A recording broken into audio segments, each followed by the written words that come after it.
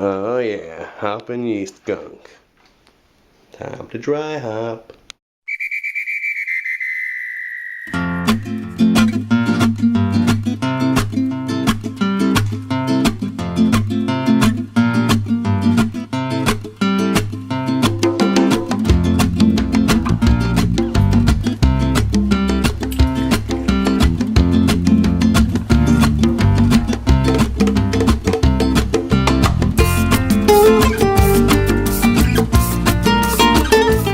Hey BrewTubers, Barrett here. So we're here for the first gravity sample of my Double IPA, otherwise known as Hop Challenge or Hop Stewed Double IPA. It's at the 10-day mark. So just in terms of temperature, so far for the first day or so when it was going crazy, it was between 66 and 68 Fahrenheit or 19 and 20 Celsius. Then I backed it down after I got under control to between 18.5 and 19.5, and then after the first week I raised it back up to between 66 and 68 just to get things to finish for about 2.5 days. And now we're here on top of my keezer. I don't know how well it's gonna focus, but as you see here, it's about 10-13. 10-14-ish, so it's in like the 8.5, 8.6 range right about now. And if it gets down any like 2 points, it's gonna be a 9%. So I'm really happy that it dried out. And let's go ahead, as usual. I'll take this hydrometer out and put it in the sink so I can rinse it off, and then pour the sample into my stone taster as usual.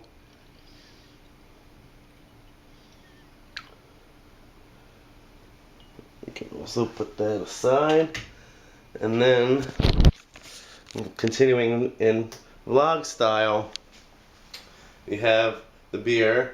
I don't know how well the lighting is, but it's still very cloudy. Definitely going to lower the temperature now that I know how much it attenuated. So it's definitely cloudy from all the hops and just not having cleared out yet after almost 10 days of fermentation. But it is a nice peach color, like a golden peach color with a little bit of red to it. So it has a little blush in its cheeks. So let's go in for the aroma. Oh yeah. Grapefruit, peach, a little bit of mango, a little bit of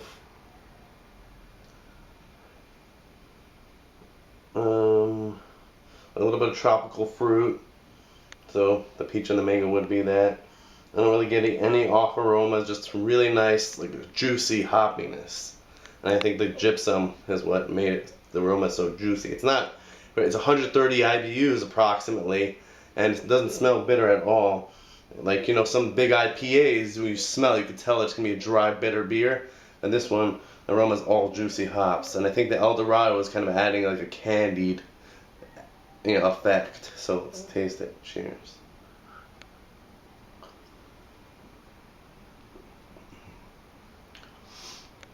Yeah, so you get that nice, juicy, hoppy, like tropical peach, citrus flavor throughout, and it finishes nice and dry.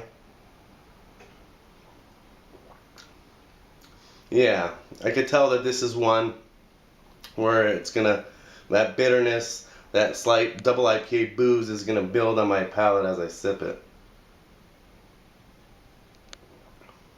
Oh yeah. I think the combination of all the hops makes this a very unique double IPA. Because, you know, besides for the El Dorado, it's very typical hops. Amarillo, Citra, Simcoe, Columbus, you know, stuff like that. But then you add in the El Dorado, and I kind of add like a peachy, tropical, slight candied flavor. But overall, I'm really happy that it's not too bitter up front. And I'm only getting a little alcohol in the finish and not much bitterness at all. So I'm really happy with it. And I'm gonna lower the temperature until like more like 65, 64, 65, and then once I get it down there in a day or two, just to let the beer continue to settle for another couple of days, then I will transfer it to secondary and dry hop it with about 5.5, 6 ounces of all the hops besides for the Columbus that I've already used. So cheers, and that's the update for now. Hey BrewTubers, so it's time to dry hop my Double IPA.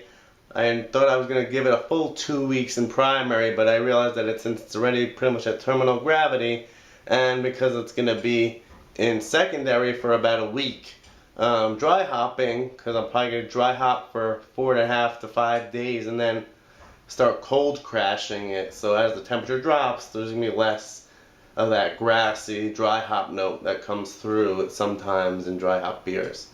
So what I'm going to do, my plan is, I have in this bag, I already portioned out after brew day of the dry hops. It's about 5.8 to 6 ounces. I'll post the breakdown in the video, just like I have been with my grain bill, etc. on brew days.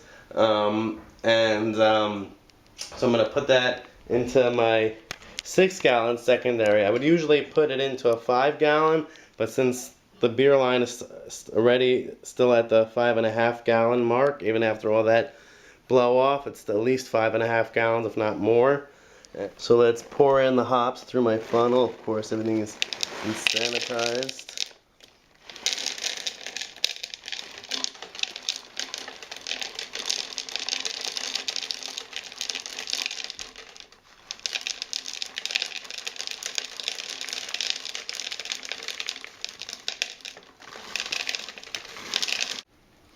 Alright guys, so I realized that I left a little in the foam condensed at the bottom and left a little liquid, so the hops kind of broke up a little bit. It wasn't that much Starson, and of course, you know, as long as it's not a significant amount, it's not going to really dilute the beer per se, which is already a higher alcohol than my goal. But overall, with 5.5 gallons going on top of the hops, I'm not worried, because it was literally like that much, like almost like like less than a yeast cake. So what I have here, like I did with my Pilsner, is I took one of my really fine mesh hop bags, and I, you know, even though I was pretty sure it was clean, I